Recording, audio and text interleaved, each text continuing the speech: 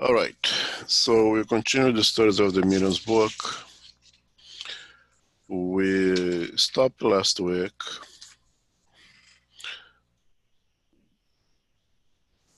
Just 1 second here, on item 43, I believe.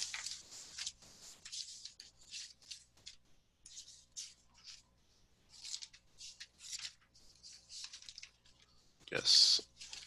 And for those who know me a little bit and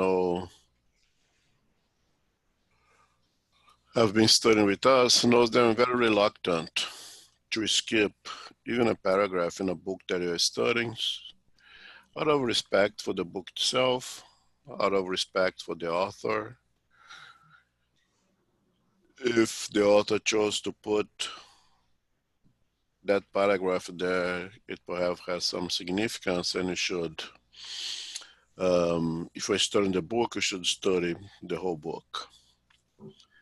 Having said that, I spoke with Ron last week, and this part of theories, I have concluded that does not add to the understanding of mediumship, and pretty much against my normal way of doing things. What I like to do for the reminder of this chapter of theories is not to read, but try to give a quick synapse of everything that Kardec says over here. It is interesting. It's interesting especially for those who likes the philosophy of Kardec, so to say, the way he argue all those theories over here. It's very interesting. But it will be very prolonged if you read, and if you go theory by theory, we're going to stay here easily for another 4 or 5 sections. And since our intention on the second study is to study mediumship, I'm going to go fast on this, not going to read. And even then the very next chapter is still a little bit more of the theory, but you already start on a more mediumship per se. So last week, we started the part of theories, and we stop on 43, right? Item 43. And if you remember, item 42 is the one in which Kardec states that, all right, we already got one step ahead here. We are able to, not we are able to, but individuals are able to see the facts and accept the facts as they are, meaning that the tables or any other inanimate object seems to be temporarily alive, being able to move, to levitate, and to give intelligent answers to questions. So become undeniable for those who have progressed a little bit to accept, yes, we rule out all the frauds, there is no frauds, the table is really moving on its own, and more than that, it is answering questions in an intelligent way. But we will not accept the idea that those movements and those answers are coming from spirits. So they have to come out with many different ways, many different theories to be the cause of what was making those tables to move and those tables to give answers to questions. I will say the word tables most of the time because it's easy, but it could be any other inanimate object. It was not always a table, but very often was a table for the simple fact that most rooms have some kind of table and people sit around tables. but it could be any other object. Okay, just to clear that once and for all. So many theories were created to explain how the tables could move and provide intelligent answers. And out of the main ones, 42, of course, was the mechanical one. It was basically mechanics that was providing that. And 43 is a very interesting one, is a reflection theory. A reflection theory basically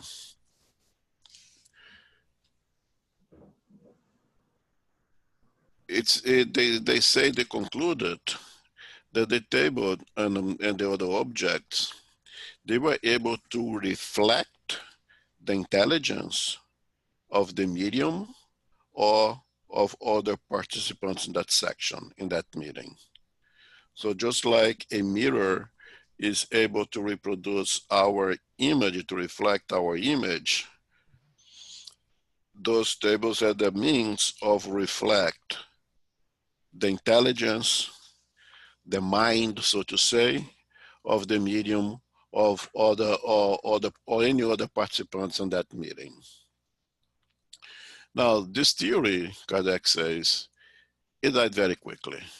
It didn't have strong legs to support itself, and the materialists were the one who killed it very fastly. Because in order to admit that those tables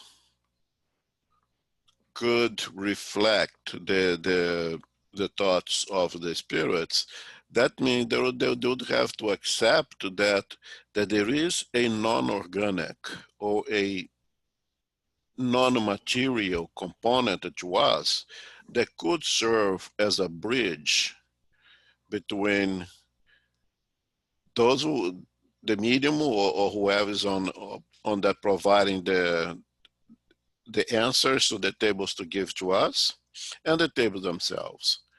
They would have to go against their own belief that there is nothing a material, everything is material. And in order to have this theory of the reflection, they would have to accept that there is something that is non-organic, non-material, that makes that bridge between the incarnate in that room or the medium in that room, and the tables or any other object providing that information, providing those intelligent answers.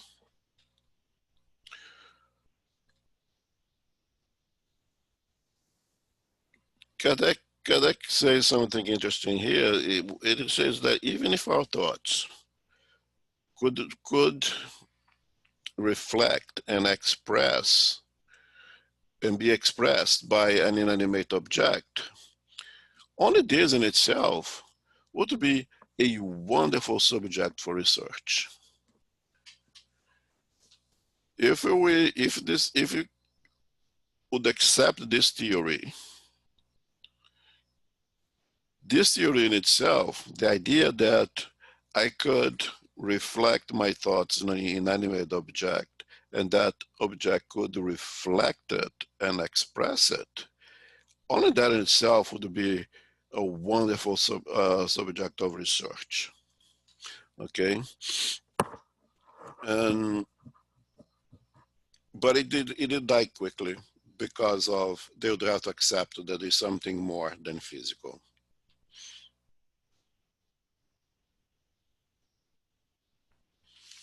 All right, then we come to the next theory here on 40, or item 44. That is a theory of the collective soul theory. The theory of collective soul theory, it's quite similar to the theory of reflection. The difference here is that somehow they concluded that the table indeed reflect the thoughts of the incarnate. But the way that it happened was the table, the inanimate object, would gather all the energy of all the minds. So it would be collective. Instead of being of one or another individual in the room, it was the collective mind energy that would reach that table, and that table then would be able to provide intelligent answers. Okay, it's mind-boggling. I think that the materialists, or those who oppose spiritism, are a lot more creative than we are, or even the people creating fables and stories out there. They're extremely creative to come out with those kinds of theories. And of course, it's easily rejected. Kajak counter-argue that it is basically impossible in a room with more than 2 or 3 people only that all the thoughts would be similar together and would reach that inanimate object. They would be able to compile those thoughts and give it back. So in a room with 5, 6 people, that we all would think alike.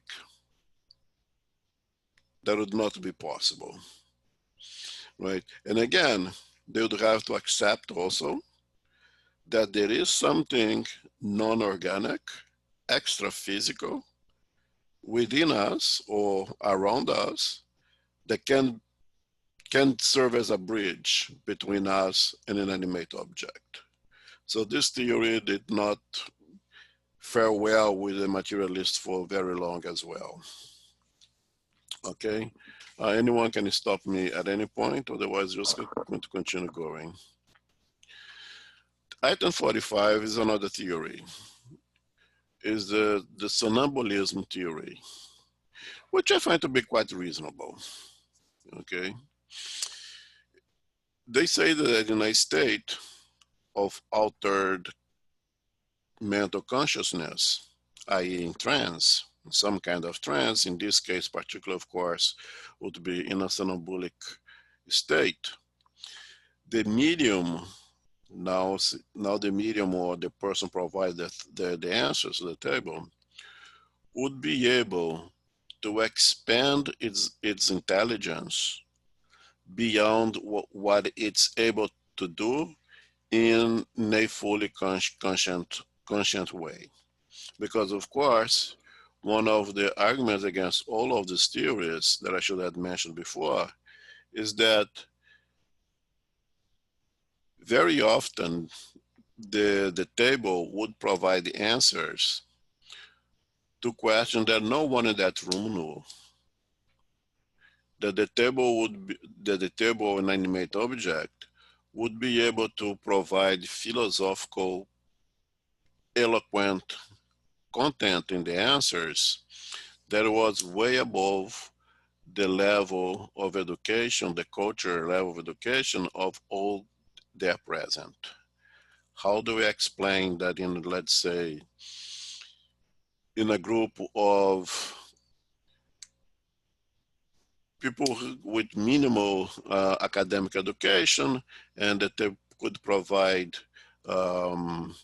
answers or discussion in things that very eloquent, could discuss, let's say, the theories of Socrates or something that is way above the level of education and the culture of anyone at that table. And the answer was this somnambulic theory, that somehow one of us incarnate mediums in a somnambulic state, our intelligence kind of expands. They become a lot brighter than we are on a normal state of consciousness. Now, we know that this is actually possible, right? I mean, we know that Elmo is a lot more than the spirit, I spirit. I'm much more than Elmo. I'm playing the role of Elmo, I have brought all that I need to play the role of Elmo to fulfill my objectives during this incarnation, but it's very likely that I, spirit, have other intellectual abilities that is not being expressed now. You just spoke of a language. Most of us that are incarnating the new world would definitely have languages from the old world, because this new world is so young, right? That it's been possible to imagine that this is our first incarnations in the new world. So most of us will have language from that no longer exist anymore, perhaps, right? And it's there. Whatever we conquered with our own effort, it's always there. It's always there, but for this incarnation, it's not being used. So this theory is not so far-fetched. Spiritism does actually advocates that this is indeed possible.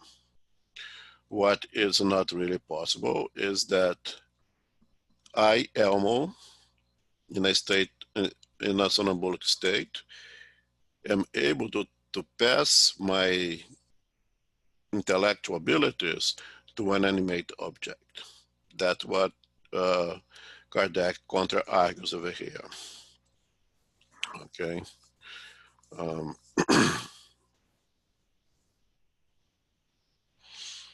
And Kardec questions, so if the spirit, if that medium has that expanded, because the way they explain it is that our intelligence expands somehow.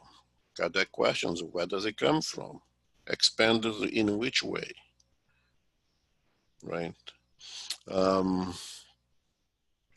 this would hold some ground only when if we investigate very few cases. And that's a very good important case, because if you will only investigate 1 or 2 or 3 cases of mediumship, you may perhaps accept this theory even. But when you expand your research and investigate hundreds of cases, you'll see that that does not hold true. That the thoughts being expressed with those inanimate objects goes way beyond of anyone on that meeting, and there's no way that the table would be that individuals on that meeting will be able to possess or expand their intelligence to such a higher level. But again, it's almost plausible kind of theory over here. Okay, any questions? No, on item 46.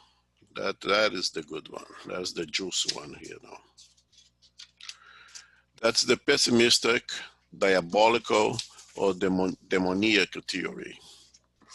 And you understand very well that Kardec is addressing here primarily the order Christian's religion, the church, and by that time also the Protestants. That although they would fight against themselves, they would unite to fight against what Spiritism was present. And that's very simple, this theory. The theory says that,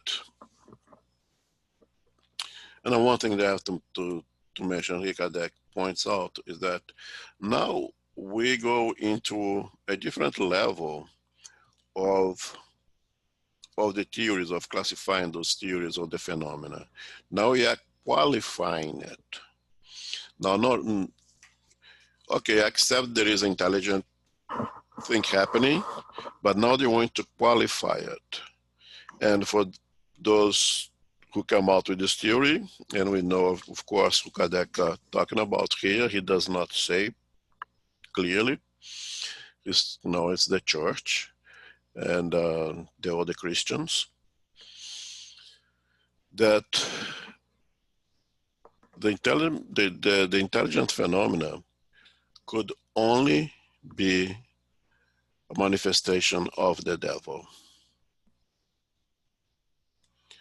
Basically, it states that any and all mediumistic phenomena can only happen as a manifestation of the devil.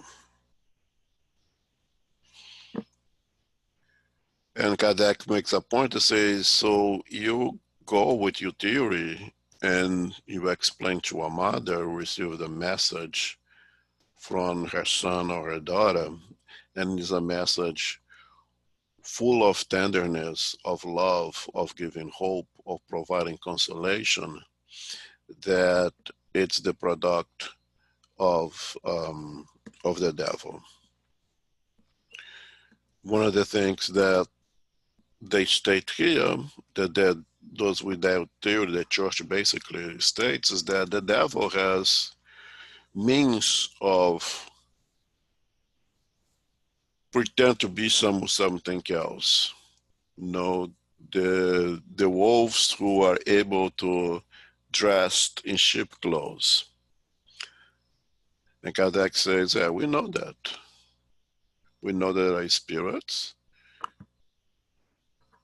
malevolence with ill intentions, who can come in with very nice words and really fool, but they can fool, as we know, we can fool a few for a long time, or you can fool many for a short time, but you cannot fool everyone all the time. Eventually, they would reveal themselves, right? And it's not possible, if anyone makes a proper interpretation, a proper investigation of the messages, to not find, to not undress the wolf in a sheep clothes. That anyone with a minimum of IQ, with minimum of good intention, would be able to separate and bring the truth to its place. But at least Kardec says that they do admit an extra-physical source. Even if it's the devil, it is already extra-physical, okay? And something important here that I'm missing.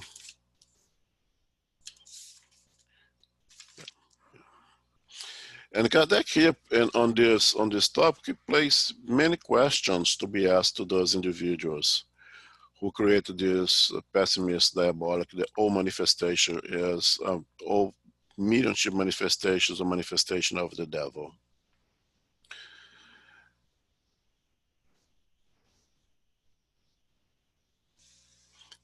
Kardec asked, is God more powerful than evil spirits, or is God more powerful than the demons? And if they answer yes, Kardec counter-argues, well, so then,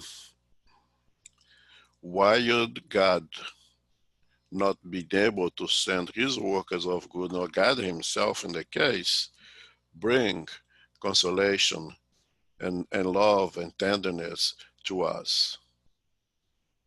Why only the devil would do that work? And if the devil is more powerful than God, then the devil is indeed the God, which would not make any sense. And Kardec asks, what proof can you give of the impossibility of good spirits to communicate? If you receive a message of a good content, of a noble Christian content, how can you prove that this does not come from a good spirit, that comes from the devil? And it goes on and on. It has a set of 10 questions over here. I'm not going to go through all of them. One of them that is interesting, he says over here, the church affirms the authenticity of certain manifestations of the Virgin and other saints in the form of apparitions, visions, oral communications, and etc. Doesn't this belief contradicts the doctrine that only demons communicate? So he challenged the hypocrisy of the church, saying, wait a minute, your saints, the Virgin Mary, they have provided communication. They have come out and spoke to the mouth of other individuals. They have come out and present themselves in many different ways, and that is way acceptable. Why they can do that and not be the demons themselves, right?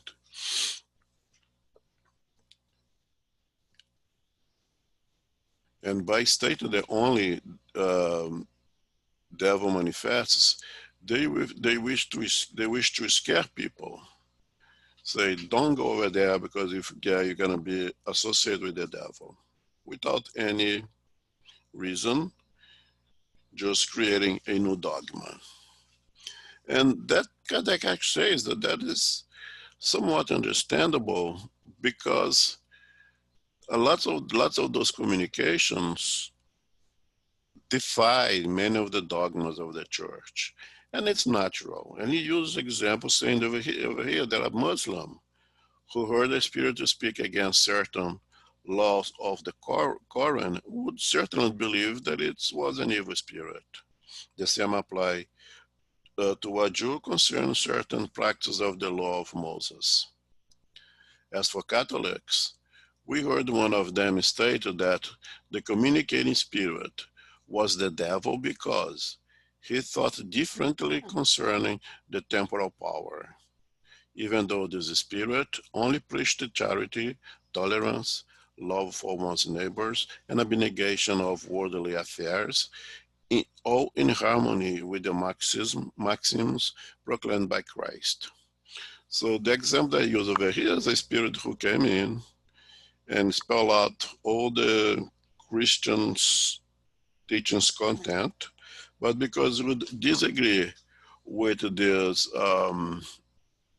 temporal power, which basically it is the power of the Pope to become involved in and decide secular matters, meaning that the Pope had the power to interfere in secular matters and make a decision as a judge and decides how to resolve those matters.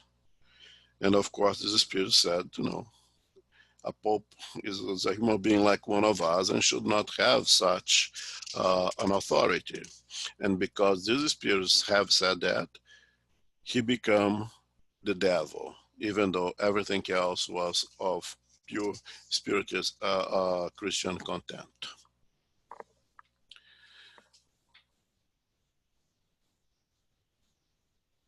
Good. So next we have the optimist theory. The optimist theory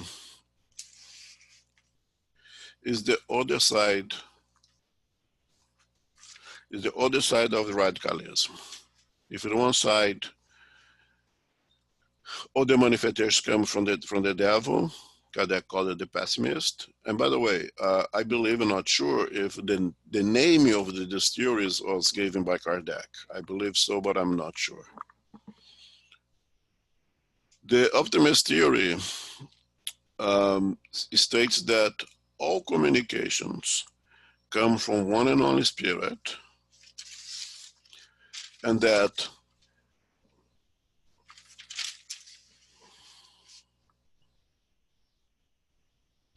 that spirit is Jesus, basically. Okay, so I think you jumped one there, Elmo, or you putting two together, because you have the optimistic theory and then you have the unispirit or monospirit theory. That's right. Yeah, I'm sorry. Yeah. Okay.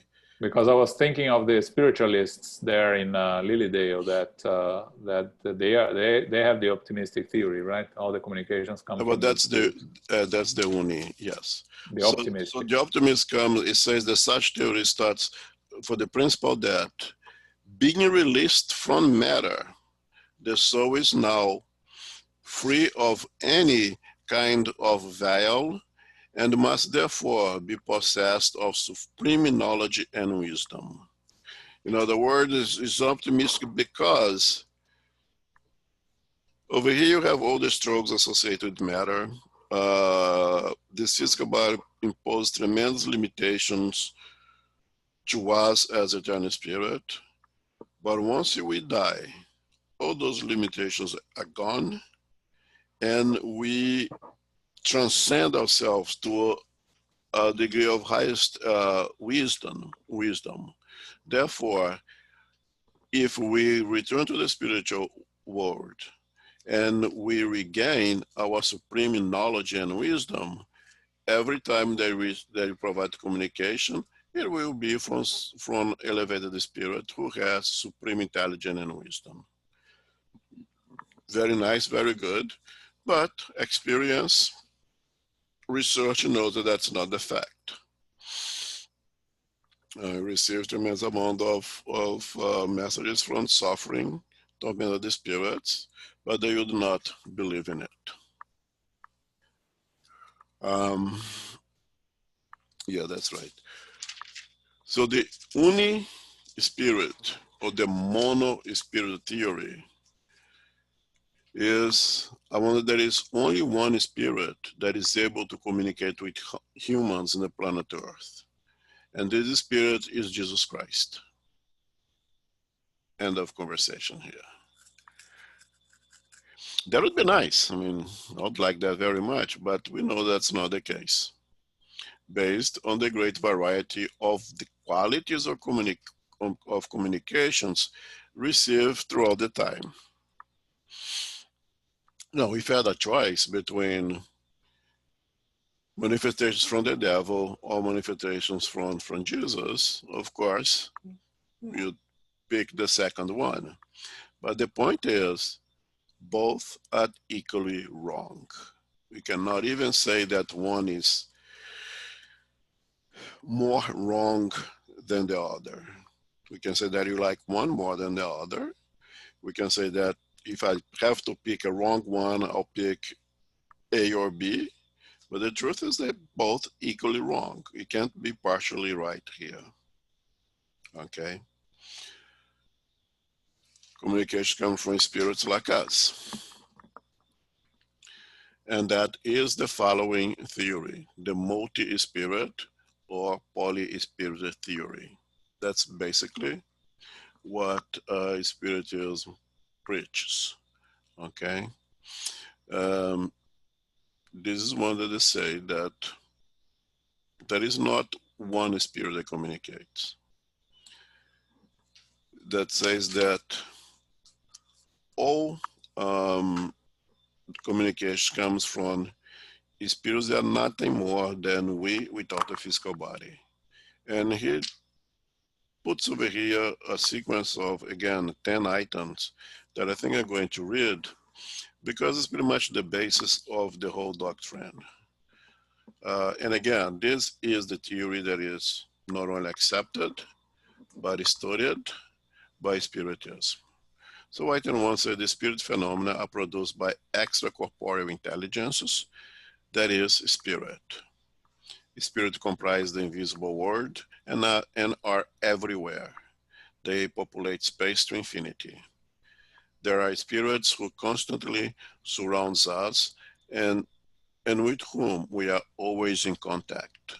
I'm reading because it's important for mediumship. One, they are everywhere, and two, we are always in contact with them. That creates the possibility of mediumship. Spirits continuously act both upon the physical and the mental worlds. And they are one of the powers of nature. Spirits are not created as separate classes of entities. They are souls of those who have lived either on earth or in other worlds, and who have shed their corporeal envelope. Hence, it follows that the soul of man and woman are incarnate spirit, who at death become spirits once again. Item 5. There are spirits of every degree of goodness and malice, of wisdom and ignorance. 6. They are subject of the law of progress, and all may achieve perfection, but depending on how they employ their free will, they will achieve it in a short time or in a long time, according to their own effort and volition. 7. They are happy or unhappy, depending on the amount of good or evil that they did during their lifetime and the degree of development they achieved.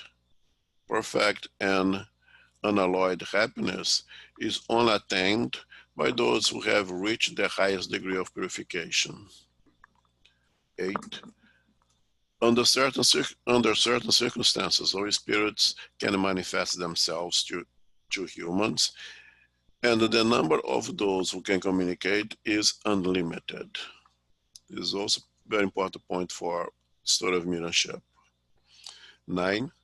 Spirits communicate through mediums who serve as their instruments and interpreters. Very important that he used the word interpreter over here. 10. One can recognize where the spirits are more evolved or less evolved by their language. I think something for us to remember throughout the stories of this book. We can recognize where the spirits are more evolved or less evolved by their language. Good spirits only offer good counsels and say only good things. Everything attests to their advancement. Evil spirits deceive, and all their words bear the stamp of imperfection and ignorance.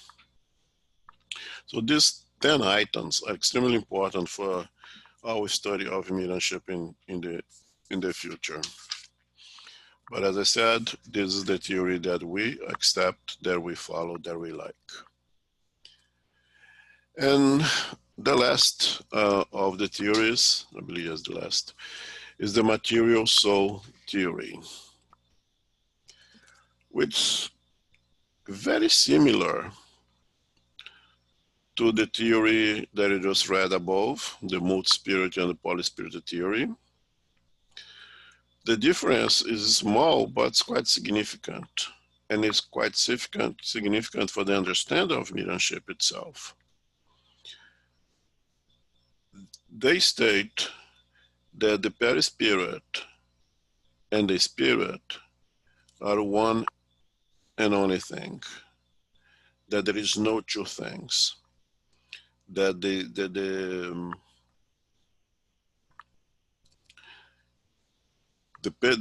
perispirit is part of the spirit of this. Shouldn't even say the word perispirit, but the spiritual body, so to say, is a component of the spirit itself. It's not two different things. Okay, and Kardec states that it would be okay for the two theories to coexist, because everything else is pretty much the same. They believe in the law of progress. They believe in the law of cause and consequence. They believe that you have to reincarnate multiple times in order to reach the purification that we seek. It's extremely similar. So Kardec says that we could coexist, I mean, with that very minimal differentiation, up to the point in which the evolved spirits, the intellectualized spirits, reveal to us, and as a revelation, we have to accept this as a revelation, that the nature of the perispirit, that the perispirit is indeed matter, okay, and the spirit is not. Spirit is something else that we don't know yet. Okay? And those spirits who gave us that revelation deserves credibility. And those who created this material soul, a theory, would not accept. So Kardec kind of says, we stick with the multi-spirit theory, and we have to reject the material soul theory because now we have a revelation from very reliable sources, and we will stick to it. And item 51 is basically a note for the spirit Lamenai, who is part of the group of the Spirit of Truth that brought the Spiritus to us. I have messages from him in the Gospel according to Spiritus. And what he says regarding this matter is because there was a big debate of the scientific aspect of the doctrine, of the nature of the spiritual body or perispirit, the nature of the spirit. There was a big controversy between those two theories. And Lamennais provides this communication that I'm going to read. What some call the perispirit is the same as what other calls the fluidic material envelope. So that I may make myself understood in the most logical manner, I would state that this fluid is the perfectibility of the senses, the extension of both sight and thought, but I am referring to highly evolved spirits. As for imperfect spirits, they are still completely impregnated by earthly fluids. Thus, they are matter as you understand it. Consequently, they experience hunger, cold, etc. Experiences that cannot touch high-order spirits, since the earthly fluids have already been distilled out of their thought, i.e., their soul. In order to progress, the soul always requires an agent, without which it would appear to be nothing to you, or better, you would not be able to conceive of it. We, errant spirits, regard the perispirit as the agent through which we communicate with you, whether indirectly by means of your body or perispirit, or directly with your soul. Hence, the infinite variety of both mediums and communications. As for the scientific standpoint, i.e., the very essence of the spirit itself, that's another subject. First, you should understand its logical possibility. That would leave a discussion on the nature of the fluids, which is inexplicable for now, since science does not yet know enough about them, but will finally understand them if it wishes to keep pace with Spiritism. The perispirit may vary and change infinitely, whereas the soul is the intelligence. Its nature does not change. Do not go any further with this subject, for it is a question that cannot yet be explained. Don't you realize that I too am investigating the matter as you are? You are researching the perispirit, while we are currently researching the soul. Therefore, wait. That's a very meaningful, significant message from this evolved spirit, telling us that you are trying to take a very big bite on things that's way, way, way above your ability to understand. I think that goes direct mostly to Kardec than anyone else. No, limit yourself for the little topics for us. Try to understand a little bit of perispirit. Don't even go to the spirit or what is the spirit yet. that even him, at that time, at that point, was doing his researches on perispirit and spirit. But he leaves clear in his message that there is two things. There is a perispirit and there is a spirit. Two different things.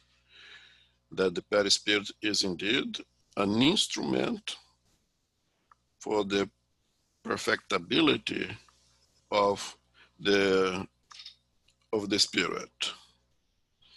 And the more the spirit perfects itself, the more it evolves, the less material, dense materially it's become. That, as we saw in the first part, earthly spirit still very densely associated to matter. In the perispirit, they will bring with them a very cross-materialized perispirit that will make them have desires and feelings that pertain to the physical world. So they will be hungry, they will feel cold, they will have the sensations of physical pain. The spirit will come in and complain that my head hurt, and their head hurt. They don't have the mechanism of pain of a physical body, but when they say they are hurting because in that perispirit, they still bring the deep, gross matter that associates with physical pain. So they still have those feelings yet, which would not happen in more evolved worlds, where spirit does not bring with them anymore in that perispirit any kind of a more gross, dense matter.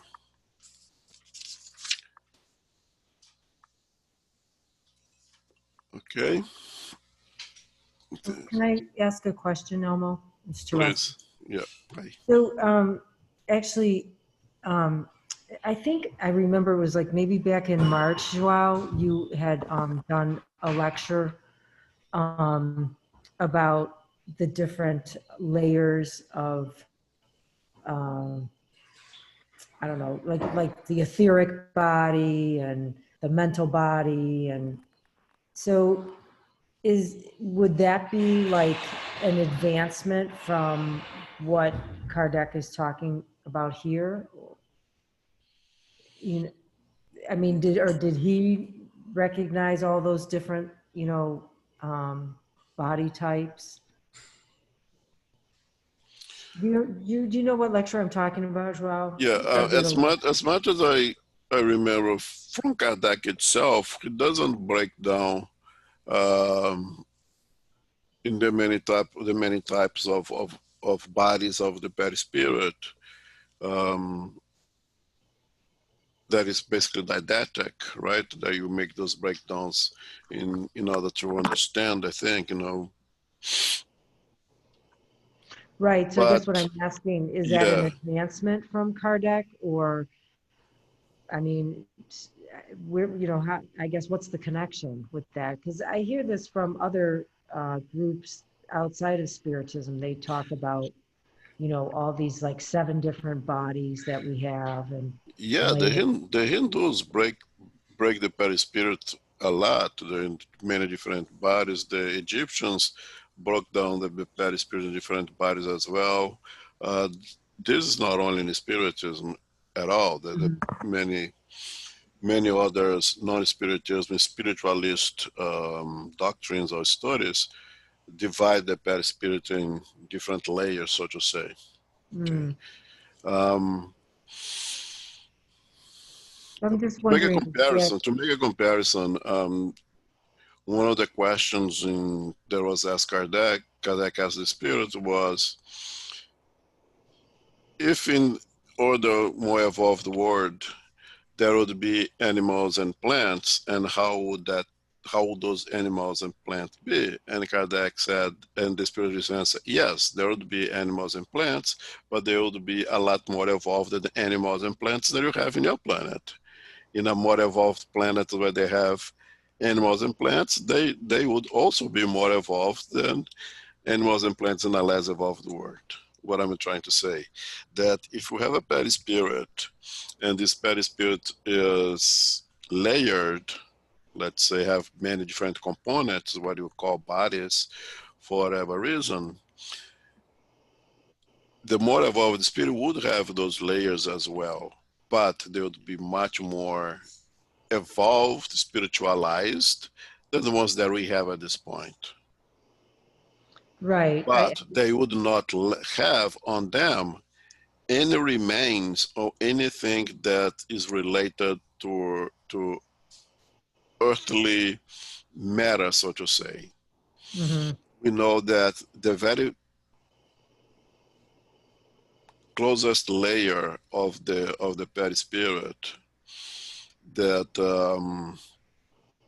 so to say connects to the physical body is so gross, dense, materialized that it does not go back to the spiritual world. Right. I remember that in the Okay, lecture. when we die, that part of the perispirit somehow disintegrates. Okay, because it's so dense, materialized that does not have compatibility with the spiritual world. It stays over here. But most of us will bring with us still very dense matters in our attached to our perispirit that will allow us, that will make us be hungry, be thirsty, have sexual desires, and all things that pertain to earth. Right. So my question though was, thank you for explaining that in detail, but so would we consider that like an advance from Kardec, that he only regarded he only looked at it as one, where now people are talking about it in terms of many more layers or many more bodies? Would we consider that an advancement beyond Kardec? Or I guess that's my question. Because I never hear in any of these. It's an evolution, right, of the knowledge. Now, you know, the more I believe that all this information about the different layers of the perispirit came with Francisco Xavier and Andrea Luis / Emmanuel. But Luis, you did recently a lecture on perispirit, and I know you looked for sources. Did you find anything before Andrea Luis and Francisco Xavier on the only on the knee or any other of the precursors? Or no, Luis, if you are hearing? Apparently not.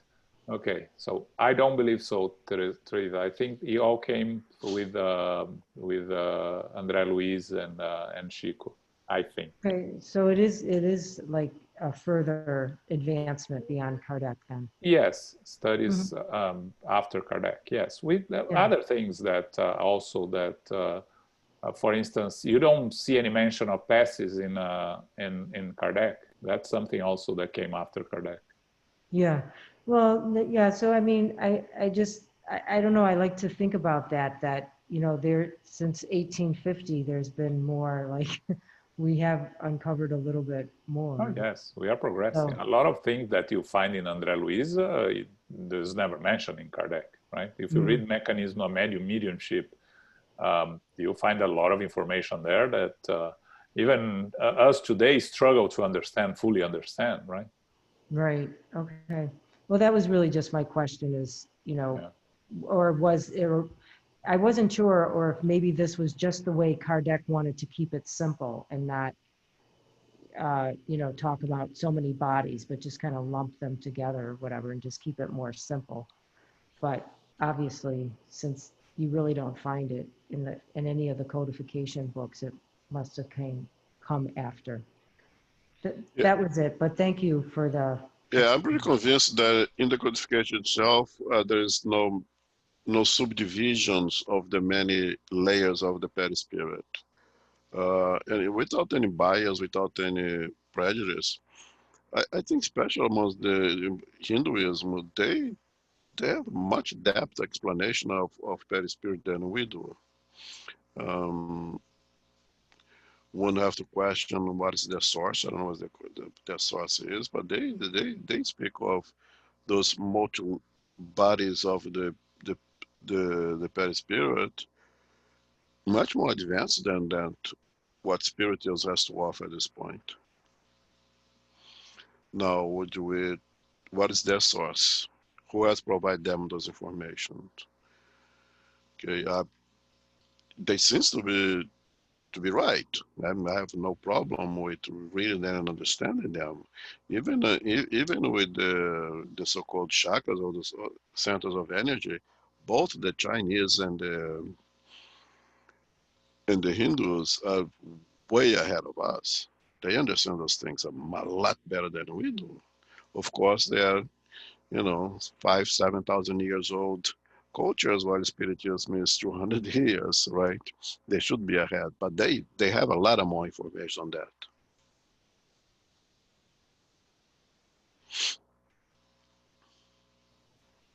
Thank you. And I think it'll be interesting to read some of what they know and perhaps combine with what we know and make ourselves a little bit better on that term.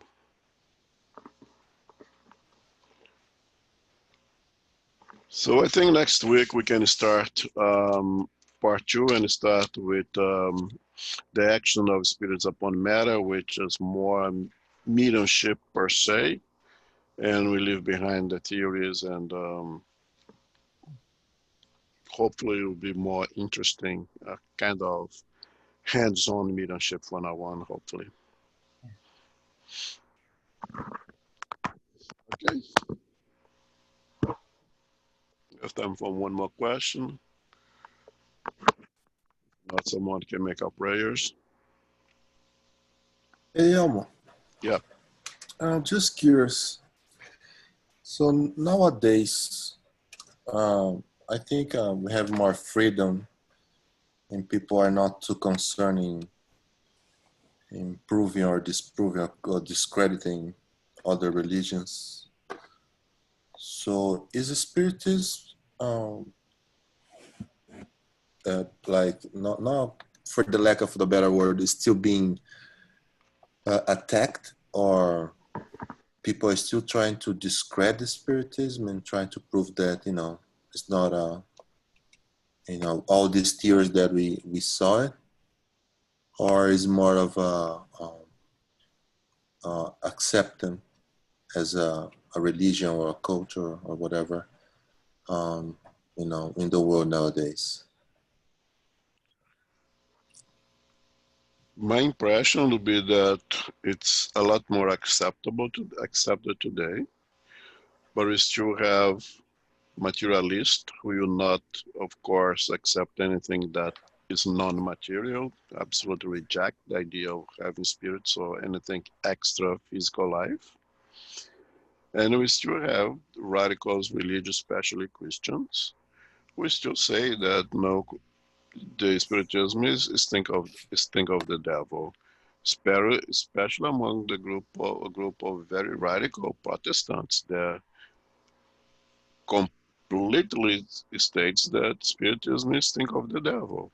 But I think overall, uh, two things: it's more accepted, and two, people seems to care less and less and less about those matters. You think that because of this lack of interest in not even in disprove or discredit spiritism? Yeah, I think so. I think so. This does play a role against the growth of spiritism, because if you're not even interested in prove or disprove. No, I think it plays a role in the delaying of the progress of humankind, but not spiritism itself. I think everyone loses. We all lose.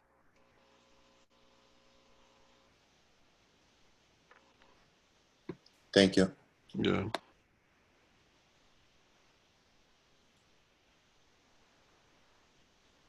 All right, Sarayda, you gonna make the press for us? Yes, yes. Thank you.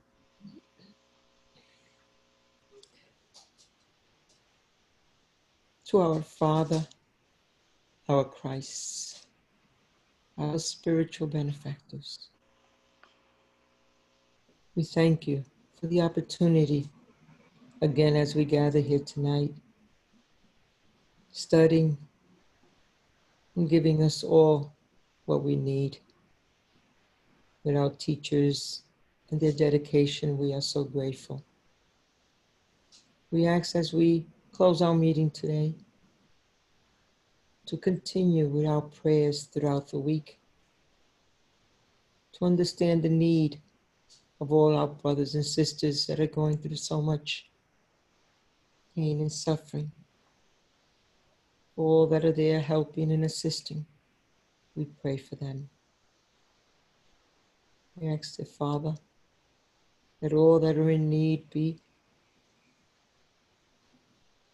given all the necessities. For all that are in hospitals and hospices, in prison, the homeless and the aging, and especially now, dear Father, those that are going through this pandemic throughout this planet. May we continue with our hearts full of gratitude as we continue opening our hearts to love and faith and strength. We thank you, dear Lord. And with that in mind, we ask permission to close this meeting tonight. So be it.